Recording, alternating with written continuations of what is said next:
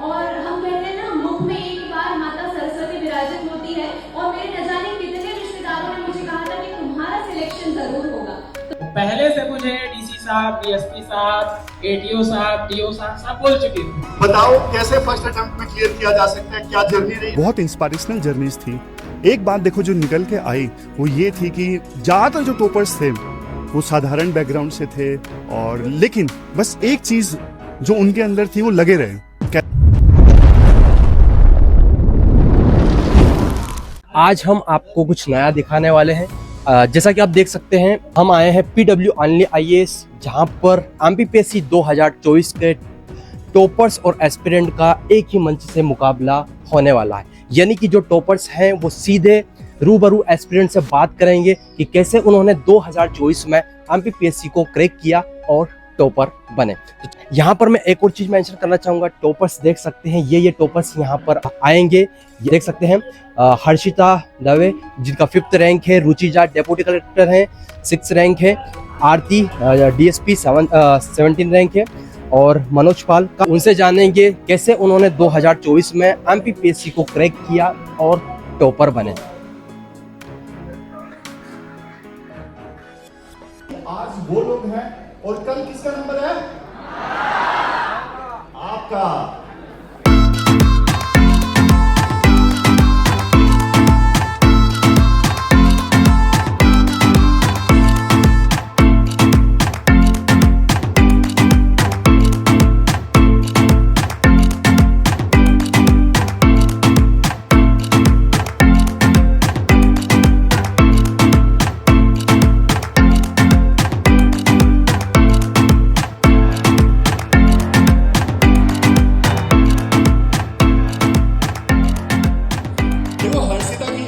बहुत कम है, 23 में इन्होंने एग्जाम क्लियर किया पीसीएस का, और दूसरा इनका अटेम्प्ट था। और हर्षिता से देखो अभी मैं बात कर रहा था, और लेकिन मैं चाहता हूं कि हर्षिता आप खुद एस्पायरेंट से एक बार अपनी जर्नी शेयर करो, फिर बातों बातों में हम बहुत कुछ ऐसा आज एस्पायरेंट को बताएंगे जिनसे उनको फायदा हो। सभी को नमस्कार, मेरा नाम हर्षिता दवे है। मैं मध्य प्रदेश के इंदौर की रहने वाली हूँ, और मध्य प्रदेश राज्य सेवा परीक्षा 2024 में मेरा चयन डेप्यूटी कलेक्टर के पद के लिए हुआ है। जर्नी की अगर बात करूं तो शुरुआत 11th क्लास से हुई थी, तो कहीं ना कहीं दिमाग में तो तभी से था, लेकिन औपचारिक रूप से जैसे हम तैयारी कहते हैं, पढ़ाई प्रारंभ मैंने की जब मेरा ग्रेजुएशन का 2nd ईयर खत्म हुआ।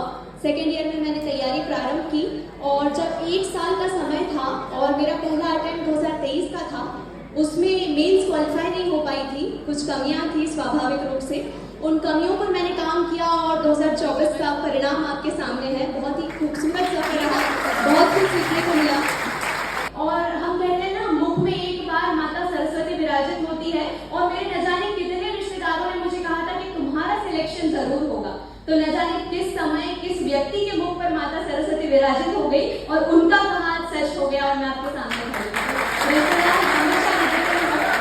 क्या था, मतलब जब रिजल्ट आया तो पहला रिएक्शन आपका कैसा था? अब क्या कर रहे थे आप उस टाइम पे?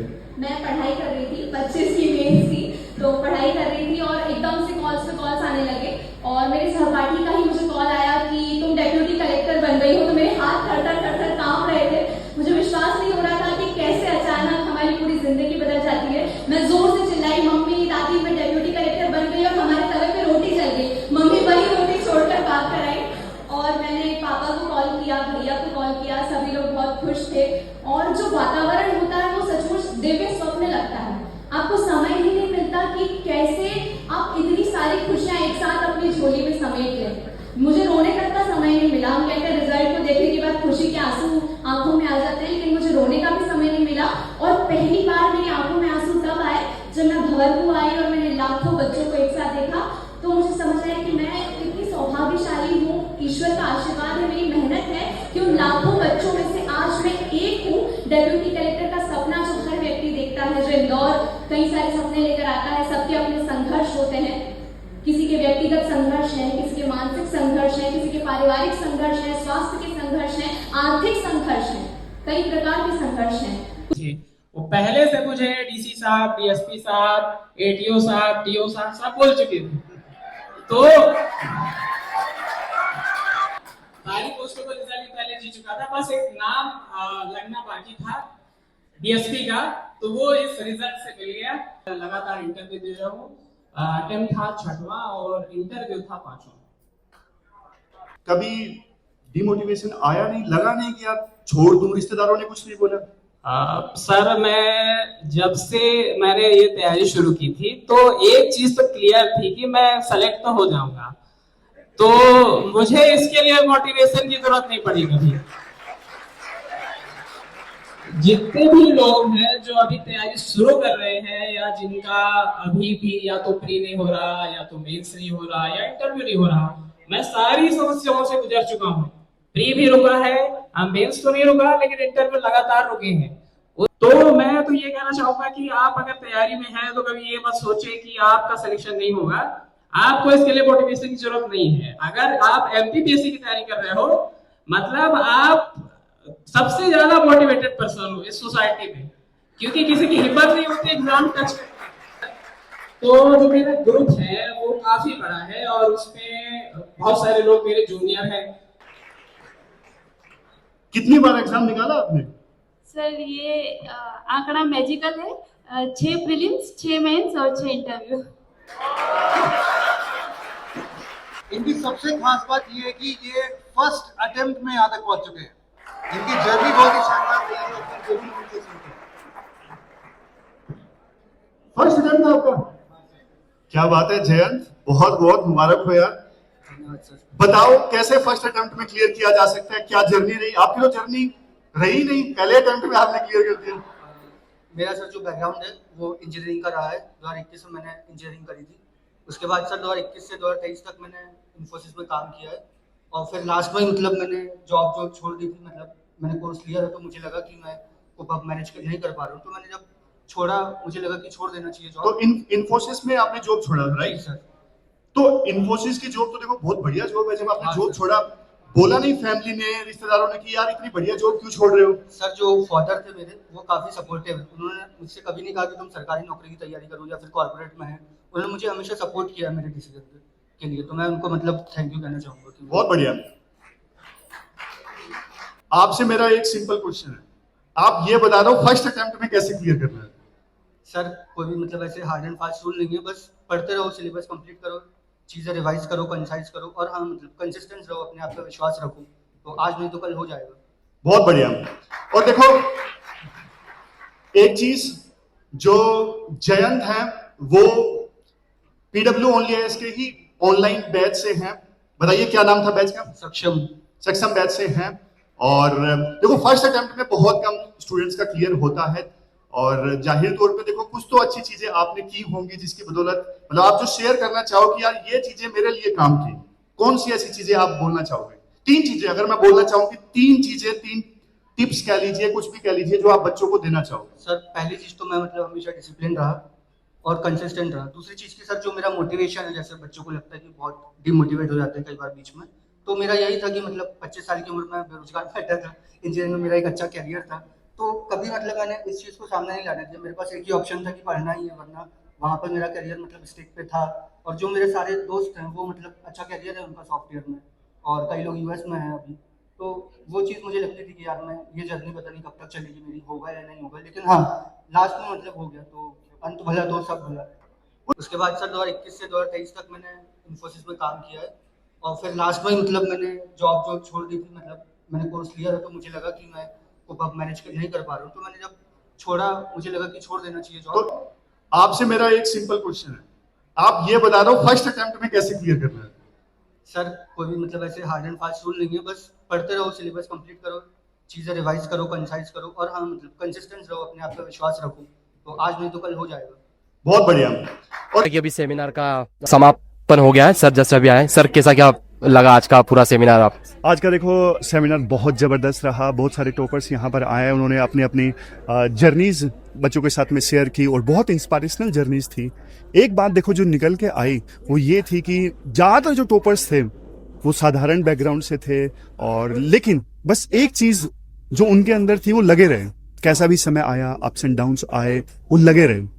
और यहाँ पे जो बच्चे थे देखो उन्होंने भी यही जाना कि विल पावर जब स्ट्रोंग होना तो ना सिर्फ पीसीएस बल्कि यूपीएससी का एग्जाम भी आसानी से क्लियर किया जा सकता है। सेमिनार का पर्पस देखो यही था। बहुत सारे टॉपर्स के मैसेज आए कि सर अब हमारा सिलेक्शन हो गया है और हम आपसे मिलना चाहते हैं। तो मैंने कहा कि सिर्फ आप देखो हमसे क्यों मिल रहे हो, आप बल्कि बच्चों से भी मिलिए। तो एक ये मीटअप था, एक काइंड ऑफ मीटअप था। टॉपर्स आज मिले, हम लोगों से मिले, टीचर्स से मिले और स्टूडेंट्स से मिले। यही मकसद था, ताकि पता लगे टॉपर्स ने जो गलतियां की हैं वो गलतियां देखो बाकी बच्चे ना करें, उनका टाइम सेव हो, और यही हुआ। Okay, thank you so much sir. Thank you very much. कैसा क्या एक्सपीरियंस रहा, पूरा सेमिनार अटेंड किया आपने?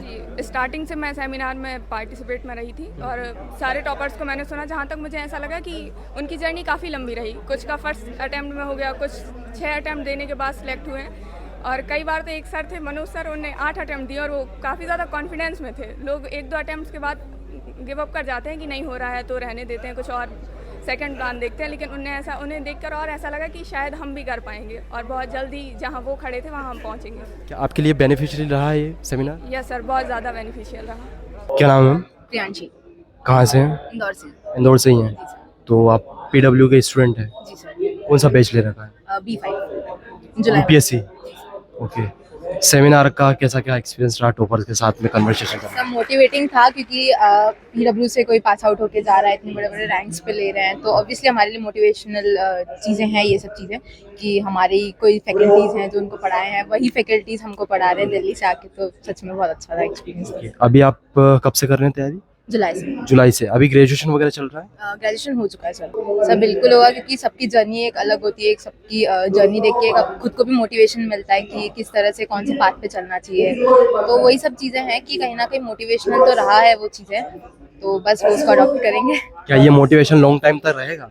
बिल्कुल रहेगा, अगर हम डेडिकेटेड रहते हैं तो। क्या नाम है? तनीषा लोबानी। ओके, कौन सी बैच के आप स्टूडेंट हैं?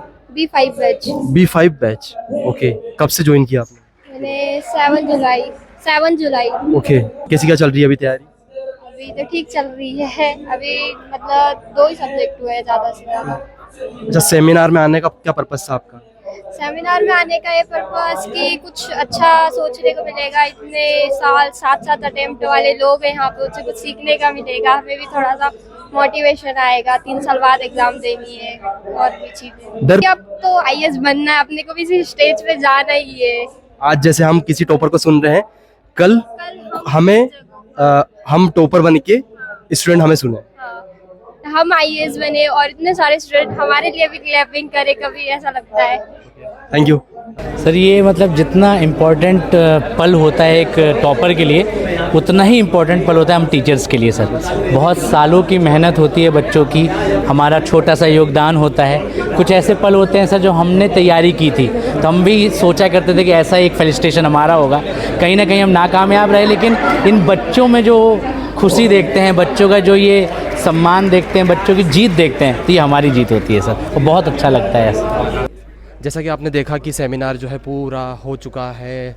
टॉपर्स अभी सब लोग अभी बाहर ही निकले हैं, तो काफ़ी सारा जो टॉपर्स लोग आए थे सब ने अपना अपना एक्सपीरियंस शेयर किया। किसी का 6 अटेम्प्ट में सिलेक्शन हुआ, तो किसी का 2 अटेम्प्ट में हुआ, तो किसी का पहले अटेम्प्ट में हुआ। तो कई सारी सेक्रीफाइस रहते हैं, स्ट्रगल रहता है कि आपका फाइनली जाके आप इस स्टेज पे खड़े हो पाते हैं। उम्मीद है आपको ये पसंद आया होगा।